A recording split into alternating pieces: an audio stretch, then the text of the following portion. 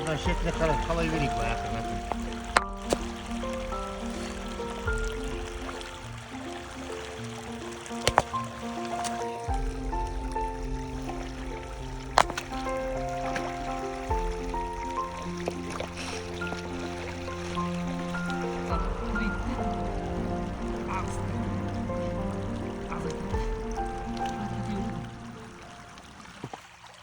Осы экспедицияның міне бүгін екінші күнін аяқтадық.